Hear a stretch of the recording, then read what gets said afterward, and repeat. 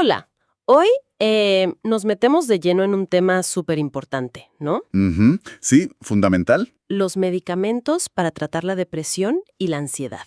Vamos a ver qué hay, cómo funcionan, todo basado en un texto clave de farmacología que revisamos. Exacto. La idea es desglosarlo bien. Nuestro objetivo es entender, bueno, lo esencial, qué son estos fármacos, cómo es que actúan. Y claro, sirven. ¿Qué hay que tener en cuenta para usarlos, digamos, de la mejor manera? Eso es. Fíjense este dato, para empezar. La depresión y la ansiedad están entre los problemas de salud mental más comunes que existen. Uf, sí, las cifras son altas.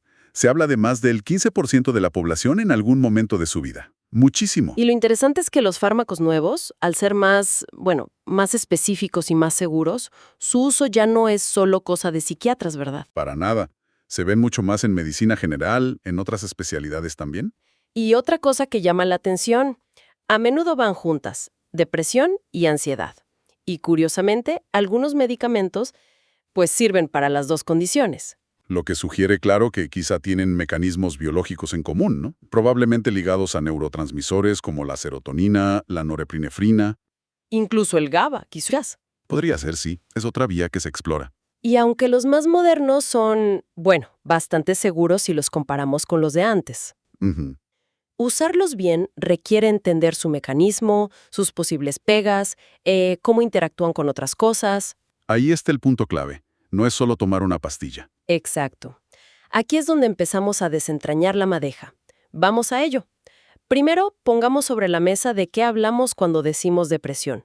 Porque no es solo estar triste, ¿eh? Para nada. Es mucho más. Imaginen sentir una tristeza profunda, verlo todo negro, perder el interés por cosas que antes, bueno, se disfrutaban. Ujú. Sentir la mente como lenta, tener problemas para dormir o comer, arrastrar culpa, no tener energía. Una falta de energía brutal a veces. Y muy importante, a veces aparecen ideas sobre hacerse daño, ideas suicidas. Sí, eso es crucial y hay que decirlo. Y para el diagnóstico, estos síntomas tienen que estar presentes casi todos los días, por al menos 2 semanas. No es algo pasajero. Exacto. Y a veces el síntoma que más destaca es un dolor físico que no tiene una causa clara. Eso, el dolor físico como máscara de la depresión. Sí. Puede ser un cuadro en sí mismo, lo que llaman trastorno depresivo mayor, o ser secundario a otra enfermedad. Y un punto crítico, se diagnostica menos de lo que debería. Está subdiagnosticada. Totalmente. Y eso es grave porque, en los casos severos, el riesgo de intento de suicidio es real. Hablamos de un 10-15% de las personas con depresión grave. Es una cifra muy alta. Altísima. Por otro lado, tenemos la ansiedad. Sentir ansiedad, bueno, es normal, es una emoción adaptativa, nos protege del peligro. Claro, un poco de ansiedad antes de un examen te hace estudiar. Exacto.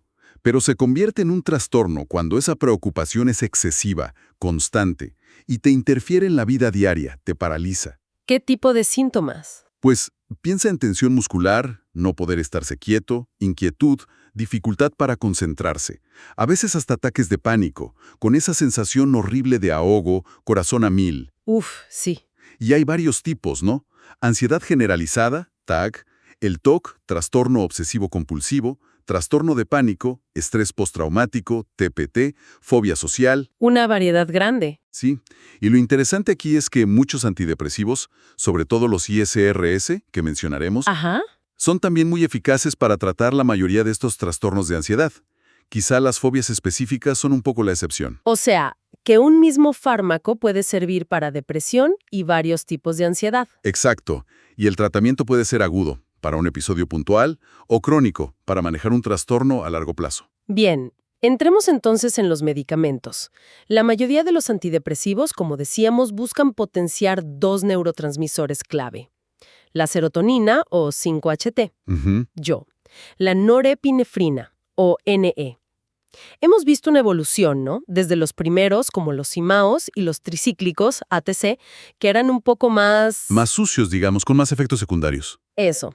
Hacia los de segunda generación, como los ISRS y los IRSN, que son más selectivos, más seguros en general. El mecanismo principal, el truco de los ISRS, IRSN y también de los ATC, es inhibir la recaptación de estos neurotransmisores. ¿Qué significa eso de la recaptación? Imagina que la neurona que manda el mensaje libera serotonina o norepinefrina al espacio que hay entre neuronas, la sinapsis. Ajá. Bueno, pues esa misma neurona tiene unas aspiradoras, unos transportadores. Ajá. El CERT para la serotonina, el NET para la norepinefrina, que normalmente limpian ese espacio, reabsorbiendo el neurotransmisor que sobra. Ok, lo reciclan. Exacto. Pues estos fármacos bloquean esas aspiradoras. ¿El resultado? El neurotransmisor se queda más tiempo en la sinapsis, haciendo su efecto por más tiempo. Entendido. ¿Y los IMAOs? ¿Mencionaste que van por otro lado? Sí, los IMAOs son distintos. En vez de bloquear la recaptación, bloquean una enzima, la MAO, monoaminooxidasa, que está dentro de la neurona y que normalmente destruye estos neurotransmisores. Ah, entonces al bloquear la enzima, Aumentan los niveles de neurotransmisor disponibles dentro de la neurona, listos para ser liberados. Es otro enfoque. vale. Ahora, un punto que a veces genera confusión. ¿Por qué tardan tanto en hacer efecto? Semanas, ¿no? Sí, ese es el famoso retraso terapéutico. Típicamente unas 3 a 4 semanas para ver el efecto clínico completo. Y no es solo porque el fármaco necesite alcanzar cierto nivel en sangre, que también, Ujú. sino que lo más fascinante es que inducen adaptaciones a largo plazo en el cerebro, cambios más profundos. Adaptaciones, ¿cómo cuáles? Bueno, parece que el cerebro responde cambiando la densidad o la sensibilidad de los receptores donde actúan estos neurotransmisores. También se alteran las cascadas de señalización dentro de la célula. Ok. Y algo que se considera muy importante, se induce la producción de factores neurotróficos como el BDNF. BDNF, factor neurotrófico derivado del cerebro, ¿no? Suena importante. Lo es como un fertilizante para las neuronas. Ayuda a que sobrevivan, a que creen nuevas conexiones. Incluso se habla de que podría estimular la neurogénesis, la formación de nuevas neuronas, en áreas como el hipocampo. ¡Wow! O sea que no es solo un ajuste químico rápido, sino que promueven una especie de remodelación cerebral a largo plazo. Exactamente. Esa es una buena forma de verlo. Es un proceso adaptativo complejo. Fascinante. Hablemos entonces de las clases principales. Empecemos por los más famosos, los ISRS, inhibidores selectivos de la recaptación de serotonina. Los caballitos de batalla actuales, sí. Ahí tenemos la fluoxetina, sertralina, paroxetina, citalopram, escitalopram, muy usados para depresión mayor, ¿cierto? Sí, son la primera línea para mucha gente. Pero también, como decíamos, muy útiles para ansiedad generalizada, pánico, ansiedad social, TOC. Y algunos tienen indicaciones más específicas aprobadas. Exacto. Sertralina y paroxetina para estrés postraumático, TEPT. Fluoxetina también para bulimia nerviosa o el síndrome disfórico premenstrual, ese que es muy severo. ¿Y cómo funcionan exactamente? Bloquean selectivamente la recaptación de serotonina y ya. Bueno, el mecanismo inicial es ese, bloquear el transportador CERT. Curiosamente, al principio, esto puede activar unos receptores freno en la propia neurona, serotoninérgica, los autorreceptores. ¿Y eso no sería contraproducente? Podría parecerlo, pero con el tratamiento continuado, esos autorreceptores se acostumbran, se desensibilizan, y como sigues bloqueando la recaptación, el efecto neto es un aumento de la transmisión de serotonina donde se necesita. Ah, vale. Es un proceso. Sí, y también parece que se regulan a la baja otros receptores posinápticos, como los 5-HT2A, lo que podría contribuir a la eficacia. Y a largo plazo vemos esos efectos de remodelación, más BDNF, neurogénesis. Entendido. ¿Y las pegas? Los efectos secundarios. Dijimos que eran mejor tolerados que los antiguos. Sí, en general sí. Menos problemas cardiovasculares, menos efectos anticolinérgicos molestos como boca seca, estreñimiento. Pero algo tendrán, ¿no? Claro, no son inocuos. Los más comunes vienen de esa hiperestimulación de la serotonina. Insomnio, a veces más ansiedad al principio, irritabilidad. Ujú. Y un tema frecuente y que preocupa a la gente, la disminución de la libido y la disfunción sexual. Eyaculación retardada en hombres, dificultad para el orgasmo en mujeres. Quizá más con paroxetina, pero pueden pasar con todos. Eso es importante mencionarlo. Algo más. Al principio pueden dar náuseas, diarrea, por acción en receptores de serotonina en el intestino. Y ojo, ¿El síndrome de discontinuación? al dejarlos. Sí. Sí, si se suspenden bruscamente, sobre todo los que duran poco en el cuerpo como la paroxetina, pueden dar mareos, dolor de cabeza, nerviosismo, como un pequeño síndrome de abstinencia. ¿Y la fluoxetina? La fluoxetina tiene un metabolito que dura muchísimo, así que con ella es menos frecuente este problema. Se autorretira más lentamente, digamos. Hay puntos delicados también, ¿no? Embarazo, jóvenes. Sí. La paroxetina tomada en el primer trimestre se ha asociado, aunque el riesgo absoluto es bajo, a un ligero aumento de malformaciones cardíacas congénitas. Hay debate sobre si los ISRS en general aumentan el riesgo de hipertensión pulmonar en el recién nacido. Parece pequeño, pero existe. Es un balance complicado, supongo, entre el riesgo del fármaco y el riesgo de no tratar la depresión en la madre. Exactamente. Y está la famosa advertencia de la FDA, Black Box, sobre un posible aumento de ideación o conducta suicida en niños y adolescentes al iniciar el tratamiento. Aumentan el riesgo. No está del todo claro si lo aumentan o si es que al empezar a mejorar la energía, pero no todavía el ánimo, hay una ventana de riesgo. Pero lo importante es que, para pacientes jóvenes con depresión grave, el riesgo de no tratar suele ser mucho mayor. La clave es monitorizar muy de cerca al principio. Vale. ¿Y si potenciar solo la serotonina no basta? Ahí entran los IRSN, ¿no? Los inhibidores de la recaptación de serotonina y norepinefrina. Eso es.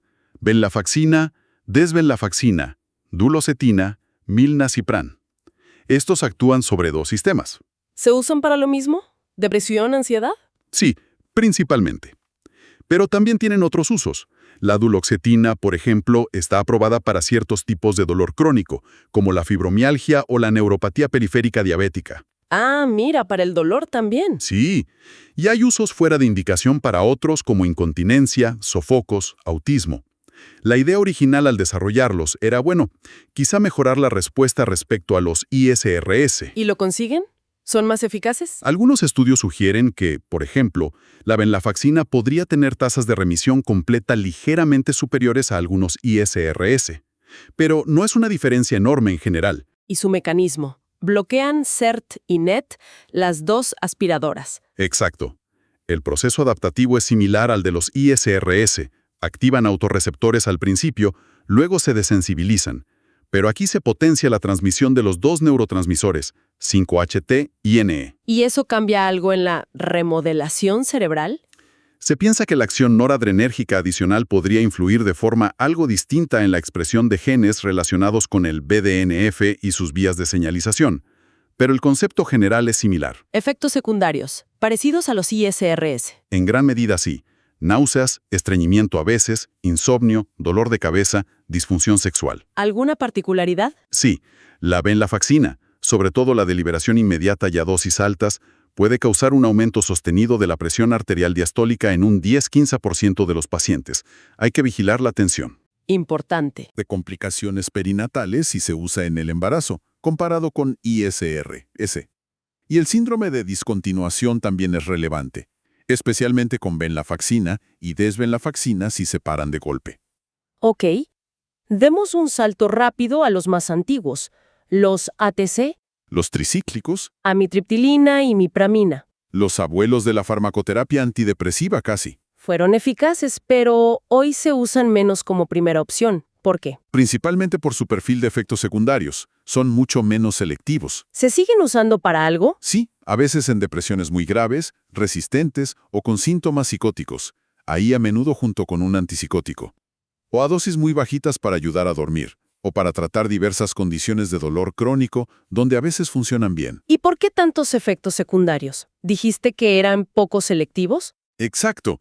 Además de bloquear la recaptación de serotonina, norepinefrina, algunos más para NE, otros para ambos, actúan sobre un montón de otros receptores que no tienen que ver con el efecto antidepresivo. ¿Cómo cuáles? Bloquean receptores de histamina H1 y eso causa mucha sedación, somnolencia. Bloquean receptores muscarínicos colinérgicos y de ahí vienen la boca seca, visión borrosa, estreñimiento, a veces confusión mental.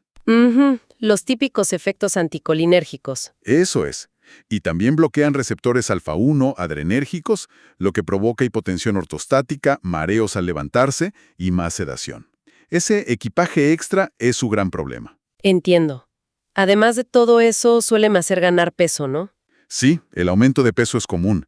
Y lo más preocupante es su efecto sobre la conducción eléctrica del corazón. Pueden causar arritmias, sobre todo en sobredosis, que puede ser letal, o en pacientes que ya tienen problemas cardíacos. Aunque son eficaces, hoy en día se prefieren opciones más limpias y seguras si es posible. Clarísimo. Y los IMAO, los inhibidores de la monoaminooxidasa, aún más antiguos y más raros de ver hoy, ¿verdad? Sí, mucho más raros. Tienen una eficacia comparable a los ATC, quizá incluso superior en algunos tipos de depresión atípica, pero su uso está muy limitado por la toxicidad y sobre todo por las interacciones graves. ¿Cómo funcionan estos? ¿Bloquean la enzima MAO? Eso es. La MAO es la enzima que degrada neurotransmisores como serotonina, norepinefrina, dopamina dentro de la neurona. Al inhibirla, aumentan los niveles de estos neurotransmisores. Los primeros IMAO, fenelcina, tranlicipromina, eran irreversibles y no selectivos. Bloqueaban la MAO para siempre y en todo el cuerpo. ¿Y cuál es el gran riesgo? Has mencionado interacciones. El más conocido y temido es la crisis hipertensiva por interacción con la tiramina. La tiramina. ¿Qué es eso? Es una sustancia que se encuentra de forma natural en alimentos fermentados, curados o añejos. Quesos curados, embutidos, patés, vino tinto, cerveza de barril, salsa de soja. Ah, alimentos comunes. Sí, normalmente la MAO que tenemos en el intestino y el hígado degrada la tiramina de la dieta sin problemas. Pero si tomas un IMAO que inhibe esa MAO, ¿Qué pasa? la tiramina de la comida no se degrada, pasa a la sangre, llega a las terminaciones nerviosas y provoca una liberación masiva de norepinefrina. Y eso sube la tensión por las nubes. Exacto. Crisis hipertensivas muy graves con riesgo de hemorragia cerebral. Por eso requieren una dieta muy estricta, evitando todos esos alimentos. ¡Qué complicado! Mucho. Y también hay interacciones peligrosas con fármacos simpático-miméticos, que a veces están en descongestionantes nasales de venta libre. O sea, un peligro oculto. Sí, existe un parche transdérmico de selegilina, un IMAO más selectivo para MAO-B a dosis bajas, que puede mitigar algo el riesgo dietético porque evita el primer paso por el hígado, pero la precaución sigue siendo necesaria. ¿Y algún otro riesgo importante? Bueno, pueden causar hepatotoxicidad. Y la otra interacción gravísima es el síndrome serotoninérgico si se combinan con otros fármacos que aumentan la serotonina, ISRS, IRCN, ATC, algunos analgésicos opioides como tramadol o meperidina. Otra emergencia médica. Sí, potencialmente fatal. Por eso, al cambiar entre un IMAO y otro antidepresivo serotoninérgico, se necesitan periodos de lavado, washout, de varias semanas para evitar que coincidan en el cuerpo. Entendido. Mucha precaución con los IMAO.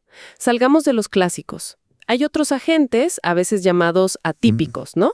Sí, hay varios, con mecanismos un poco diferentes. Como el bupropión. Ese es bastante conocido, ¿verdad?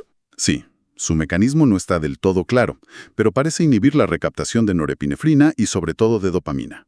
Quizá también afecta la liberación. ¿Y para qué se usa?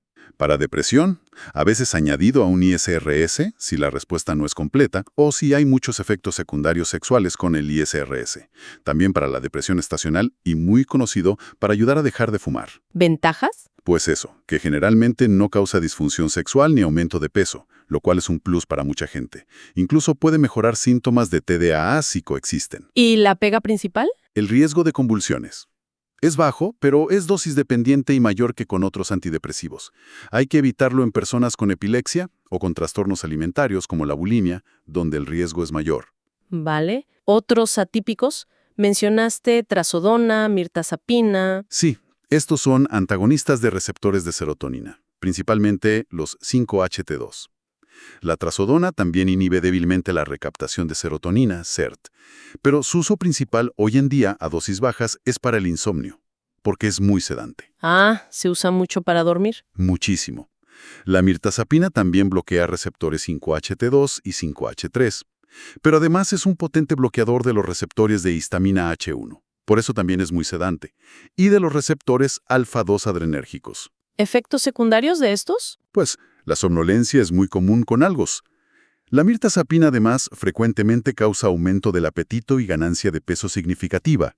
Con la trazodona, aunque es raro, hay un riesgo de priapismo, erección prolongada y dolorosa. Ujú. Y a veces se usan antipsicóticos, ¿no? Como refuerzo. Sí, los llamados antipsicóticos atípicos como aripiprazol, quetiapina, olanzapina, brexpiprazol, se usan como tratamiento coadyuvante, o sea, añadido a un antidepresivo cuando la depresión es resistente al tratamiento inicial, o si la depresión viene con síntomas psicóticos. ¿Cómo ayudan en la depresión? Su mecanismo exacto no se conoce del todo, pero podría involucrar el bloqueo de receptores 5-HT2A, entre otros efectos. ¿Y su principal inconveniente? El riesgo de síndrome metabólico, aumento de peso, alteraciones en los niveles de azúcar y grasas en sangre a largo plazo, es algo a vigilar de cerca. Bien, y ahora lo más nuevo, ¿no? Mencionaste ketamina, esketamina. Sí, esto representa un cambio de paradigma interesante.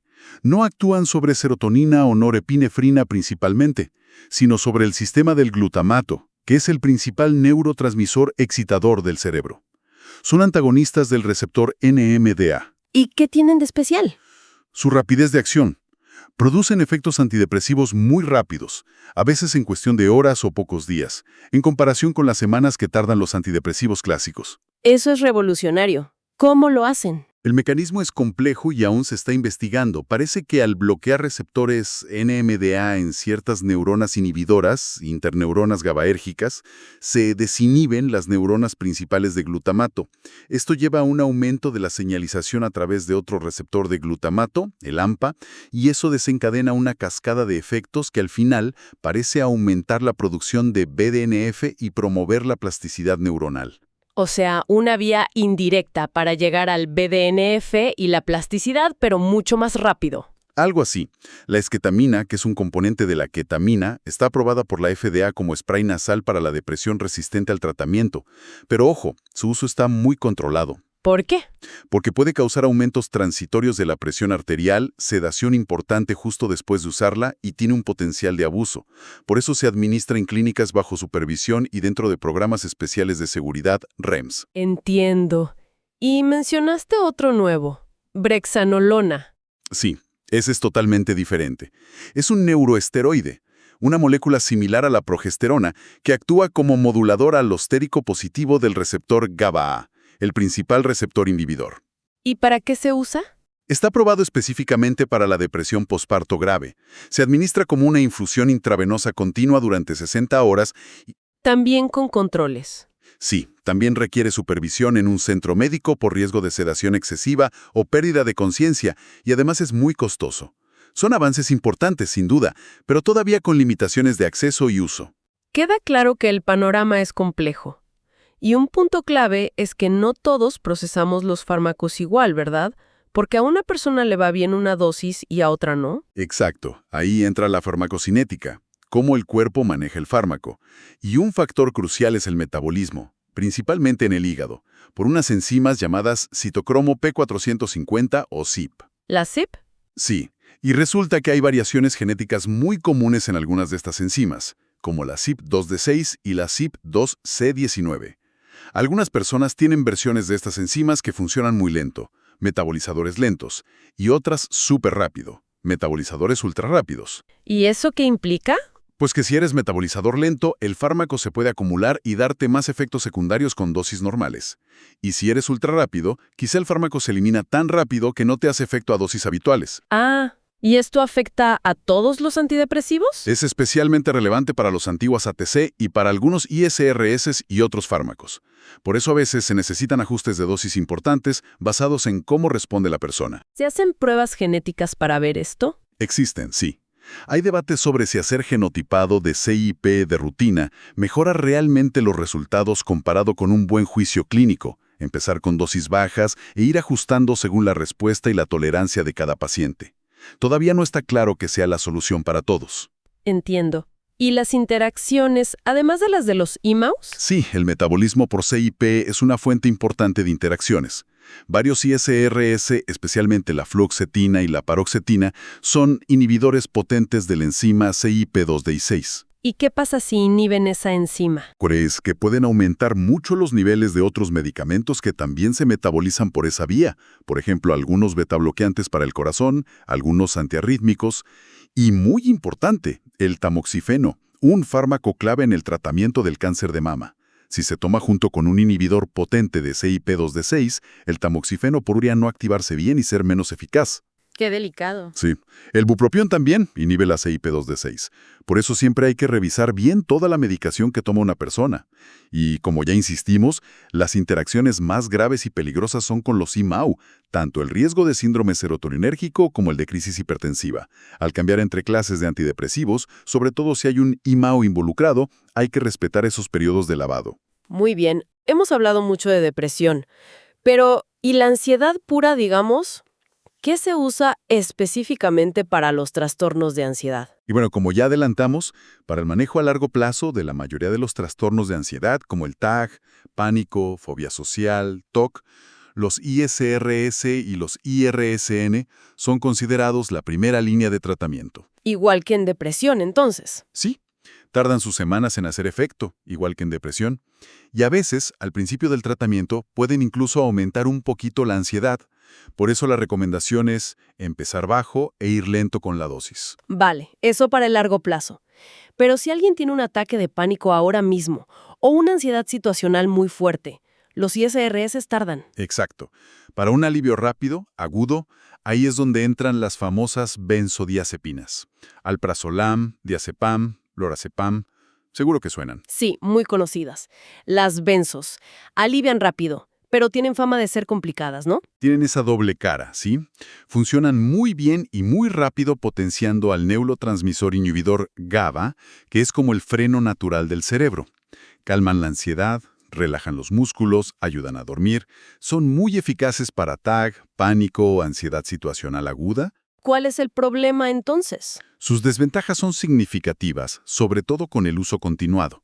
Causan sedación, pueden afectar la memoria y la coordinación, riesgo de caídas en mayores, dificultan el manejo de maquinaria y, lo más importante, generan tolerancia. Necesitas más dosis para el mismo efecto, dependencia física y psicológica, y tienen un potencial de abuso considerable. Dependencia. Sí. Y dejarlas de golpe después de un uso prolongado puede provocar un síndrome de abstinencia bastante desagradable, que en casos graves puede incluir hasta convulsiones. Además, la combinación con opioides es extremadamente peligrosa. Aumenta mucho el riesgo de depresión respiratoria fatal. Uf, suena serio. Entonces, ¿cuándo se usan? Idealmente, su uso debería ser a corto plazo, lo más breve posible. Por ejemplo, como un puente al inicio del tratamiento con un ISRS o IRSN, para controlar los síntomas mientras el antidepresivo empieza a hacer efecto, o para situaciones de ansiedad muy puntuales y poco frecuentes. No son una buena opción para el tratamiento crónico de la ansiedad. Entendido. ¿Hay otras opciones para la ansiedad crónica aparte de ISRS, IRSN y benzos? Sí, está la buspirona. Este es un fármaco diferente. Es un agonista parcial del receptor de serotonina 5-HT1A. Actúa de forma más sutil. ¿Y cómo funciona? Requiere tratamiento crónico, tarda varias semanas en hacer efecto, parecido a los ISRS. Se usa principalmente para el trastorno de ansiedad generalizada, TAG. Su ventaja es que no causa sedación importante, no genera dependencia ni tiene potencial de abuso como las benzodiazepinas. Suena bien. ¿Alguna pega? No es útil para otros trastornos de ansiedad como el pánico. De hecho, al principio puede incluso empeorar un poco la ansiedad en algunas personas, y no es tan potentemente ansiolítica como las benzos para un efecto inmediato. ¿Y los betabloqueantes que mencionaste antes? ¿Propranolol? Ah, sí. Esos se usan de forma muy específica, principalmente para la ansiedad de rendimiento o miedo escénico. Para hablar en público, por ejemplo. Exacto. El propranolol no quita la ansiedad mental, la preocupación, pero sí bloquea los síntomas físicos periféricos de la ansiedad. Las palpitaciones, el temblor de manos, la voz temblorosa. Al controlar eso, la persona se siente más segura. Se toma puntualmente antes de la situación temida. No sirve para la ansiedad crónica generalizada. Interesante uso. Entonces, para recalcar, para el tratamiento a largo plazo de la mayoría de los trastornos de ansiedad, TAG, fobia social, TOC, pánico, la base son los ISRS y los IRSN. Correcto. Requieren tiempo para actuar, paciencia, y empezar con dosis bajas. Las dosis necesarias a veces son similares a las de depresión, pero en algunos casos, como el TOC, pueden necesitarse dosis más altas. Y el síndrome de discontinuación también aplica si se dejan de golpe, imagino. Sí, igual que en depresión. Es un factor a tener en cuenta al planificar la retirada del tratamiento. Bueno, creo que hemos cubierto bastante terreno. Para resumir esta exploración profunda, tenemos un arsenal terapéutico bastante amplio y variado para la depresión y la ansiedad. Sí, hay muchas opciones. La mayoría actúan sobre los sistemas de serotonina, norepinefrina, pero ya vemos cómo están llegando nuevos agentes que exploran otras vías, como la del glutamato con la ketamina o la del GABA con la brexanolona. Ujú. Elegir el tratamiento adecuado siempre es un balance, ¿no? Entre buscar la eficacia, minimizar los efectos secundarios, considerar la facilidad de uso, las posibles interacciones. Exacto. Y casi siempre hay que tener paciencia, porque la mejoría no es inmediata. El famoso retraso terapéutico. Y que el enfoque debe ser personalizado y supervisado de cerca por un profesional. Fundamental. No hay dos personas iguales ni dos depresiones o ansiedades idénticas. Y la investigación no para, ¿eh? Se siguen explorando vías novedosas. ¿Cómo cuáles? Bueno, se sigue investigando mucho la vía glutamatérgica, más allá de la ketamina, buscando moduladores más específicos. También se explora el sistema opioide endógeno, modulaciones más finas del sistema GABA. Suena complejo. Lo es. Se profundiza en cómo regular la neurogénesis y la plasticidad cerebral. E incluso se prueban enfoques que suenan inesperados, como estudios con toxina botulínica para la depresión. ¿Botox para la depresión? Parece que, al relajar los músculos faciales del entrecejo, podría haber un efecto de retroalimentación hacia el cerebro que mejore el ánimo. Son líneas de investigación aún preliminares, pero muestran que se busca por muchos caminos. Y la genética, a gran escala, los estudios genómicos, siguen identificando nuevas dianas potenciales para futuros fármacos. Fascinante. Y esto nos deja con una reflexión final. Quizá, el cerebro es increíblemente complejo. Y vemos que cada persona responde de manera muy única a los fármacos, por su genética, por su biología. Ujú. Visto todo esto, ¿cómo podríamos imaginar el futuro? ¿Será posible ir más allá de simplemente subir o bajar los niveles generales de neurotransmisores? Es la gran pregunta, ¿no? ¿Podremos algún día tener intervenciones mucho más finas, más personalizadas, dirigidas quizá a circuitos neuronales específicos que estén alterados en esa persona en particular, o guiadas por su perfil genético o por biomarcadores que nos digan qué vía está fallando? Sería el ideal, claro. La medicina de precisión aplicada a la psiquiatría. Aún estamos lejos, pero se avanza en esa dirección. Sin duda, queda un universo por descubrir en este campo. Muchísimas gracias por acompañarnos en este análisis detallado. Un placer como siempre.